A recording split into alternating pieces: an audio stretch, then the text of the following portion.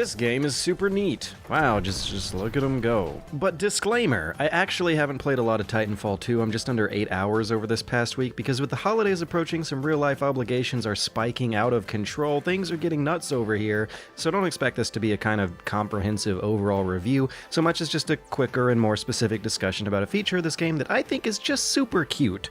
And that is skill-based movement. This is something that I bet a lot of old-school PC gamers consider a truly lost art, and that is a deep-level set of movement mechanics that are based on the player's momentum, their face direction, and their jumping rhythm that gives them a new set of movements just not possible with a more, surface-level application of the game's controls. This stuff was ubiquitous among the old Quake hierarchy of arena shooters where bunny hopping was considered an exploit by the devs and a pastime by the fans, but let's not forget that this was later on embraced by the devs who intentionally implicated dashing, dodge jumping, and wall jumping in UT 2K4, before Team Fortress 2K7 rolled out with trailers of soldiers and demo men blasting across the map with momentum from their own explosions.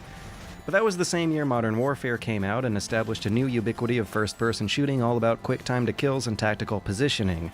Facilitating that flow of quick kills for advantaged players was the slow movement speed for the players on the receiving end.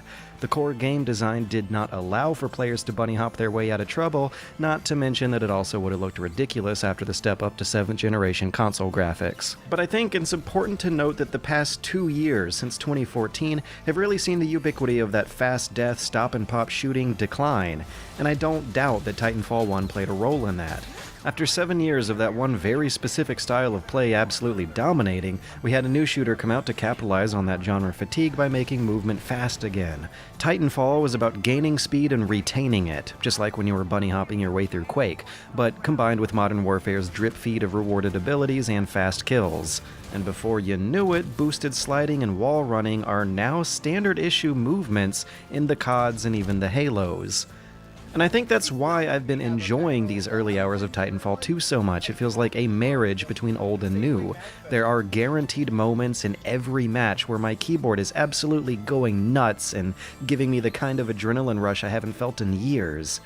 And that is thanks to a lot of the skill-based movement tools the game gives you, both on the surface level and also implicitly behind the scenes. A grappling hook can have you scaling through the air vertically without slowing down, if not also speeding up if you can manage to get a boost from some gravity along the way. Crouch sliding and wall running boost you faster because video games don't have to follow realistic physics. And a stim pack loadout can give you just a straight and simple boost when you press the button. So you're supposed to chain together wall running and crouch sliding with your grapple or your stim to go fast, but what players have also discovered is that the first few frames of the crouch sliding animation don't really slow you down at all if you jump again. So you can use it to retain your speed over horizontal distances when there aren't vertical options, just like bunny hopping. Basically, put hold crouch on a mouse button and hold that down while you tap jump and you're good. For some reason, strafing while you're doing this or flying through the air further cancels out deceleration, so regularly holding down a strafe button to curve into a turn while hopping or jumping makes you go fast. And going fast in this game is super duper fun. It is a blast. I have complaints with the way the game handles team balancing and match timing and distributes the Titans, but movement is super spot on, and I'm at least loving that aspect of it. But that doesn't mean that the changes they made to Titanfall 2's movements weren't met with controversy. I didn't play a lot of the first game, just a few days of the open beta before a few middling reviews and a small player base scared me off from making the purchase, but now I wish I had known what it was like. Early criticisms over the sequel's mobility compared to the first pointed out slower speeds while flying through the air and running on walls, as well as faster deceleration when doing the slide hopping. These are all factors that have been sped up by the time I finally got to the game, but hardcore fans still insist it's slower than the previous game, and when I see videos of the pros playing TF1, I can kinda see where they're coming from. Oh my god! But the changes they've made to that movement system going into the sequel show how hard of a relationship developers can sometimes have with the systems they've created.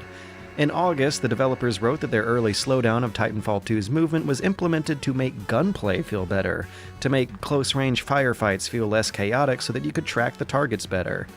Negative player feedback had them speed these things up again, and soon enough, in October, they were claiming the game has lightning-fast movement, with even more options to whip around the map like never before. Once you play Titanfall 2, everything else is gonna feel incredibly slow.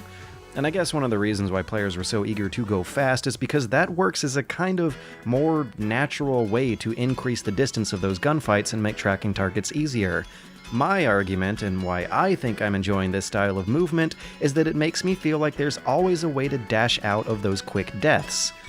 Compared to this game in Battlefield 1, I'm dying all the time from left, right, back, even above. In Titanfall 2, I at least have a chance to run away. But that gives the impression that the developers don't really know how much of their game they want to be acknowledging. You won't see official Titanfall trailers showcasing the slide hopping or the air strafing, and a request for an interview on the topic was met with your standard issue brick wall of silence, but these tricks are acknowledged in patch notes, they're hinted at by the loading tips, and were openly taught in a video tutorial series partly sponsored by EA.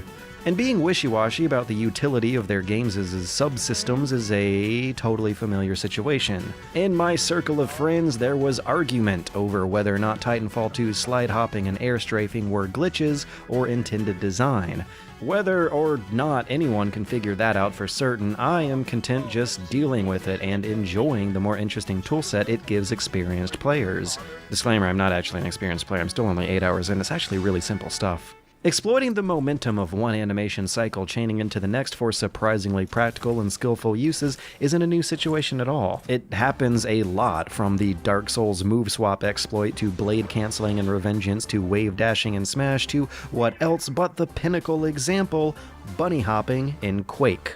Half-Life and all its relatives on that family tree were based on the Quake engine, and way back when they were relevant in 2003, an interview about the incoming launches of Half-Life 2 and Team Fortress 2 had Gabe Newell simply saying, "We don't particularly like bunny hopping." Keep in mind that this was back when TF2 was not all cartoony. Given their game and visual design, it didn't make a lot of sense for the more realistically proportioned soldiers of Counter-Strike and Team Fortress to be bunny hopping across those maps.